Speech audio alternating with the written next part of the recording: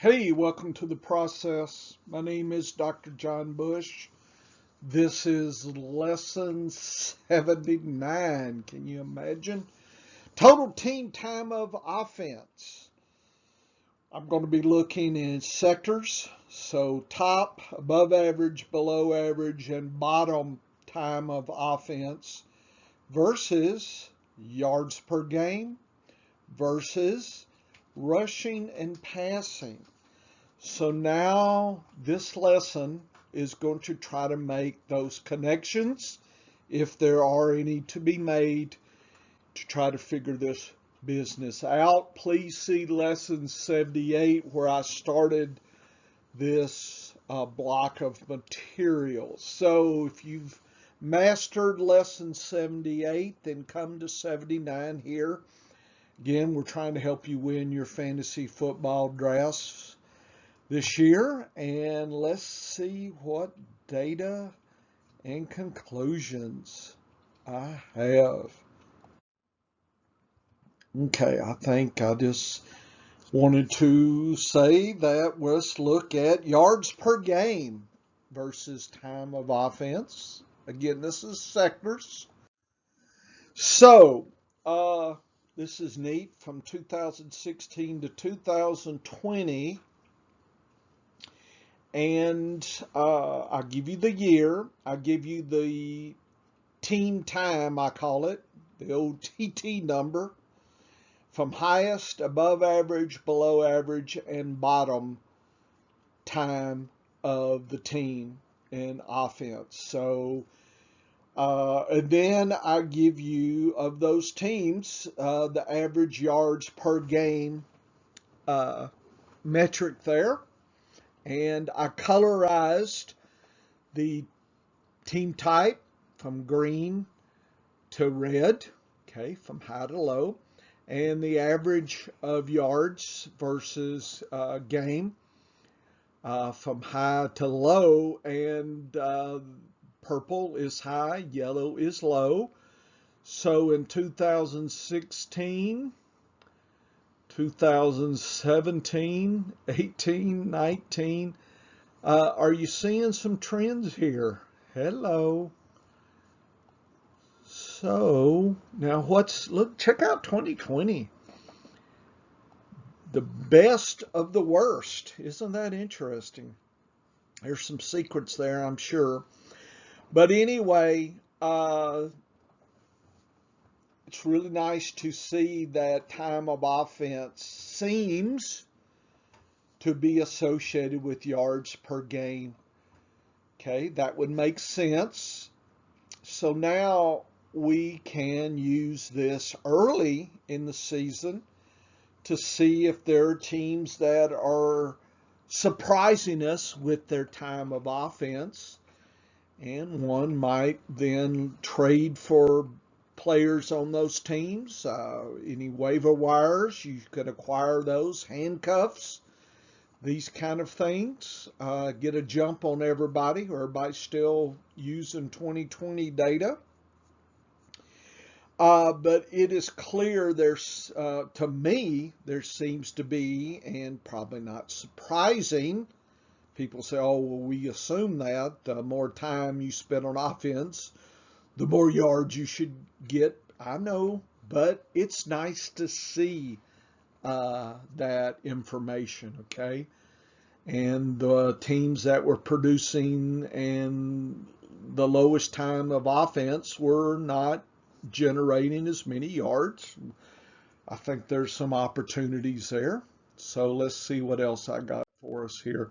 So here is the average yards per game type versus total team sector. So I just made bar graphs and I colorized based on the color metrics of the team types here. And I think it's pretty clear. Here's the lowest here in red. Here's red. But like I said, so for the 5 years, we still see a low, but better than we've seen previously. I think that's interesting. So was that COVID? People, always wonder, did COVID do anything? There's some Here's some data out there that I've run across that suggests maybe it did affect things. So we'll see what happens this year. So if you break the actual data down and you get average of each team's yards per game, top, above average, below average, BA, and worst. And here are the metrics, and I colorized, and so you can start seeing some trends. I think you can see the deep reds. Look at this, almost only 2 teams, or 3, 4 out of this group, 5 maybe, I guess that's about it, had good yards. So they were the exception here. So now we turn to actual statistical testing. So I used an analysis of variance here, and this looks at all the variation amongst the groups, top, above average, below average, and worst. And I've got top, above average, below average, and worst by colors there. Look at those quadrants. And then the average yards, here is the averages, and this is across the 5 years. Okay. And you can see 264 versus 324. 40 yards. So 4 points more plus catches. So I don't know what that would be, 8, 10 points. So hanging around with teams that are producing a lot of offense time-wise are producing more points than teams that are not. And I understand people would have predicted this, but I like to see it. Okay, I like to see the data. This is suggestive. So the analysis of variance looks at all the differences and gives us an estimate. Is this real? In other words, can we believe this, or is this due to random chance? Random, or is it not random, basically? And oh yeah, the p-value of this being random is insanely small. Like, it's not random. Okay, conclusion from the Anova, blue star, boom, baby. This is what you live for as a data scientist here. You actually got the data, not just, well, I think that makes sense. I understand it makes sense. I like to dot the I's and cross the T's. So to me, you think it makes sense. I think it's random until we see otherwise. I know there are trends, and sometimes we don't have a large amount of data. Then you're kind of stuck with what you're stuck with. But we did have some good data here. And so now we can compare the groups together. Again, this is 5 years of data. So the top team's average offense versus the above average, consider them the same. There's no difference, called insignificant. The top teams versus below average and the top teams versus worst are significantly different right here in green. So if you can isolate top teams, and so if we can make predictions about who those are in 2021 and have a lot of players from those teams, we should be collecting more points than players from the below average and worse teams of offense. So that's good to know. You can make some conclusions. Certainly we have 2020 data, and I've showed you in previous lessons some further back data than that, and look at averages. Above average versus below average, there's no difference. And above average versus worse, there was a difference. And below and worst, there was a difference there. So it is very clear across the spectrum, the worst teams for time offense are producing less yards per game, and it's real. Okay, it's not, I think about it, it's real. Statistically, it's real. Love this business. But even, above average versus top teams, you could still have that advantage. And that's what some of this data is saying. I really love this. This is home run for me. This is your pick six here. This is sweet data. Love this stuff. So now you like this word, behooves us to find and predict teams that will have a high level of offense per game, time per game. And certainly early in the season, I'll be monitoring that to try to give me some advantage in trades and other things. People will still be asleep and not really be thinking about that data. And as far as I know, I think I'm the first going to show this. I mean, I know not a lot of you are seeing this, and that's fine. Good for you. You win. A lot of the other podcasts and stuff, I don't know what they're doing. I'm doing statistical analysis. That's all I can say I'm doing. I don't know what the other folks are doing. Okay. Sleep at the wheel, I suspect. So, total time of team offense versus rushing attempts. Okay.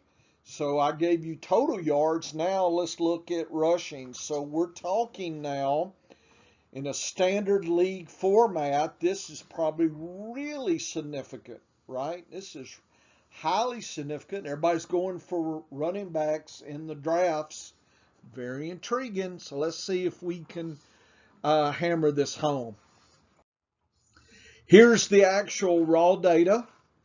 And if you look at top, above average, below average, and worst, and then you actually look at rushing attempts averages from, again, this is 2015 to 20. So we have 5 years of data here.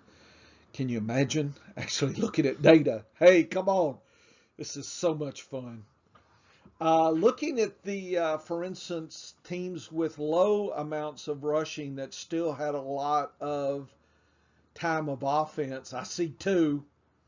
And the flip side, if you look at the green, what is that? Two, seven out of a whole bunch. Okay, so looks like there's a trend here. Let's see if it holds up statistically. Here's our rushing attempts per game. Here's our top, above average, below average, and worst of total team time versus their rushing. Here's the attempts, 28, 26, 25, 25.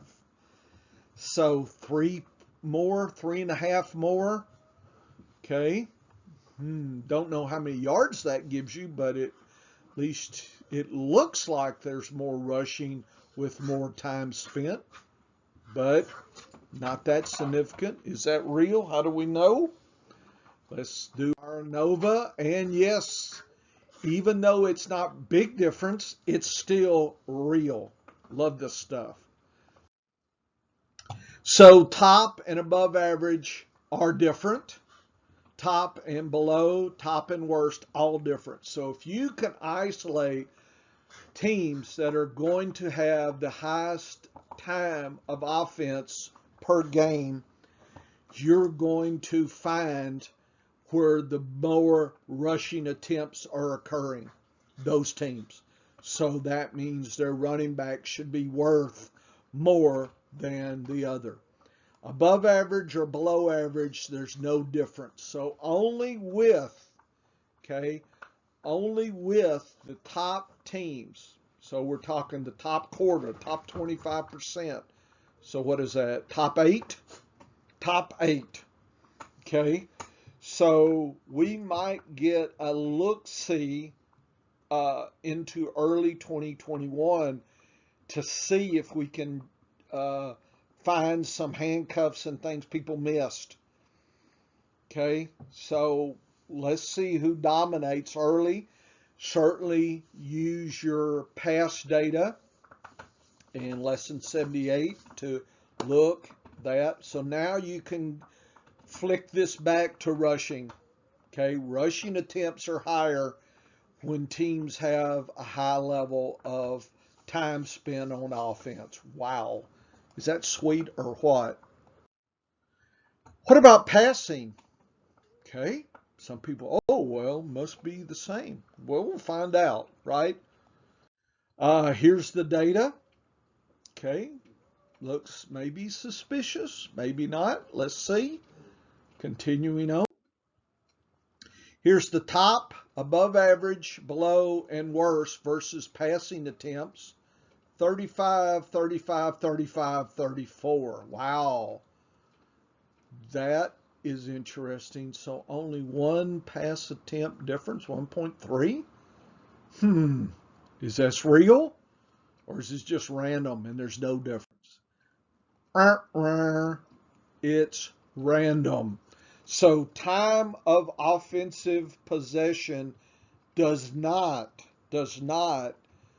uh, give us any advantage over predicting passing attempts. So in your daily fantasy sports, your daily information, your setting up your lineups, if people think, oh, well, they're spending a lot of time on offense, so they must be doing a lot of passing too. Nope. Surprise.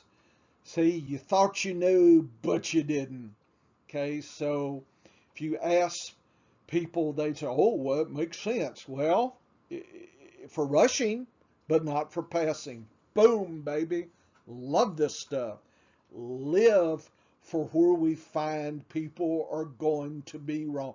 Common sense is wrong here. Sorry. Every once in a while, the old professor flips that rock up, and there it is. There's that piece of data nugget that most people don't know about. So congratulations, you now know that. And the rest of the people that should be paying attention to my lessons, I don't know what you're doing, folks. Okay? You're asleep at the wheel. I know the ones that are listening. Well, I'm not telling anybody in my league, hey, do as you will. There's no money to be made in fantasy football data collection and talking about. Let me assure you, this is all for fun, and this is stuff I do for myself. And when I tell you about it, it enforces it back on me, so it's easier for me to remember. Because we got, what, 79 lessons? Got about, what, 20 or 30 more to go? Wow. So, that's a lot of material to go over. So it helps me as well. So I win too. It's a win-win for everybody. Woo woo. Is this fun process or what? This is when it's fun. When you can beat that common sense. Doesn't happen a lot, but boy, when it does, it can really flip things. So think about all the advantage that you can gather from all this lessons that I'm giving to you, coming down from the fantasy football heaven and giving you pearls, right? Okay, Dr. Bush for the process, signing off. Is this fun or what?